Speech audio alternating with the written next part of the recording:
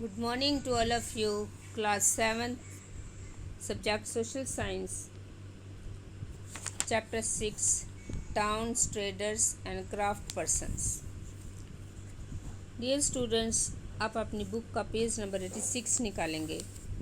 वहाँ से आज हम पढ़ेंगे new towns and traders. In the 16th and 17th centuries, European countries were searching for spices and textiles, which had become popular both in Europe and West Asia.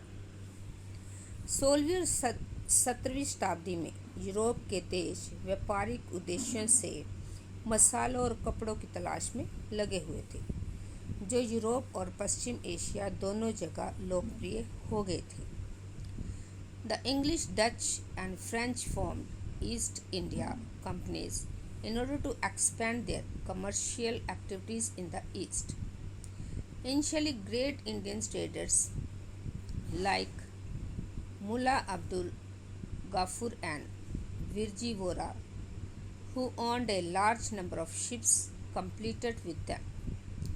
However, the European companies used their naval power to gain control of the sea trades and forced Indian traders to work as their agents.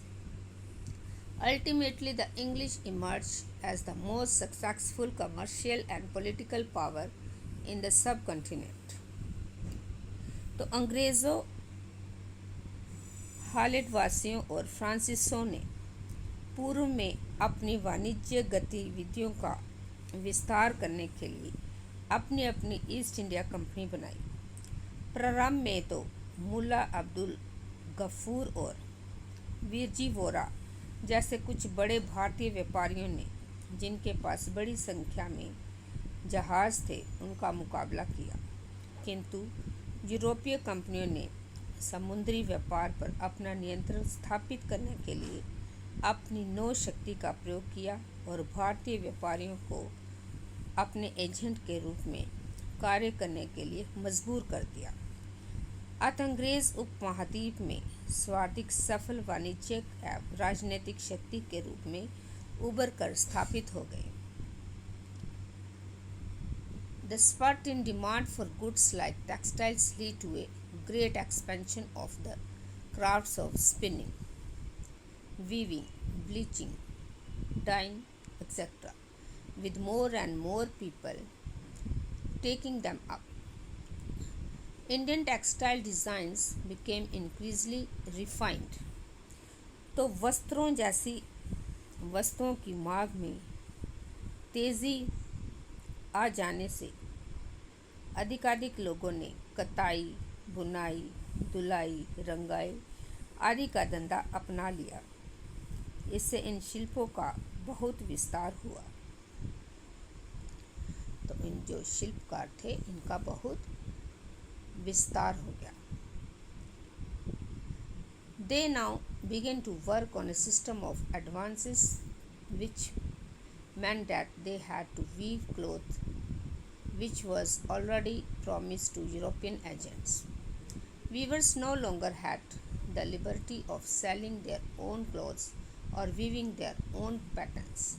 They had to reproduce the design supplied to them by the company agents. तो भारतीय वस्त्रों के रूप, रंग और design अधिकाधिक परिष्कृत होते गए, किंतु इस काल में शिल्पकारों की स्वतंत्रता घटने लगी। शिल्पीजन पेशगी की प्रणाली पर काम करने लगे, जिसका अर्थ ये था कि उन्होंने जिन यूरोपियन एजेंटों से पहले ही पेशगी ले ली थी, उन्हीं के लिए उन्हें कपड़ा बुनना होता था। अब बुनकरों को अपना कपड़ा या बुनाई के नमूने बेचने की स्वतंत्रता नहीं थी।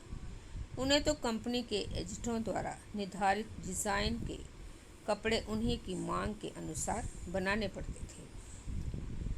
The 18th century saw the rise of Bombay, Calcutta and Madras, which are nodal cities today.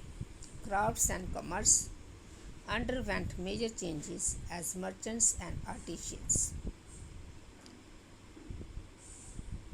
such as weavers, were moved into the black towns established by the European companies within these new cities.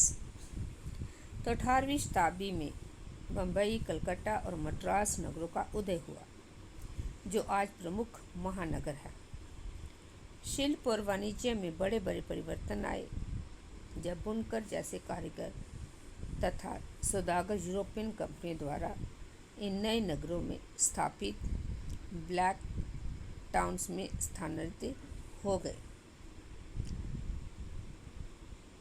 The blacks of और native traders and craft persons were confined here, while the white rulers occupied the superior residences of Fort St. George in Madras or Fort St. William in Calcutta. The story of crafts and commerce in the 18th century will be taken up next year.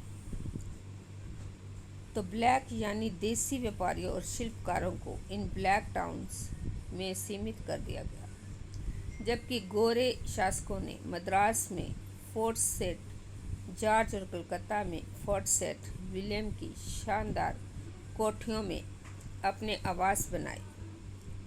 18वीं शताब्दी में शिल्प कलाओं तथा वाणिज्य की कहानी हम अगले वर्ष पढ़ेंगे। तो डियर स्टूडेंट्स, अभी जितना मैंने आपको पढ़ाया है आप उसको दोबारा से रीड करेंगे। Thank you and have a nice day.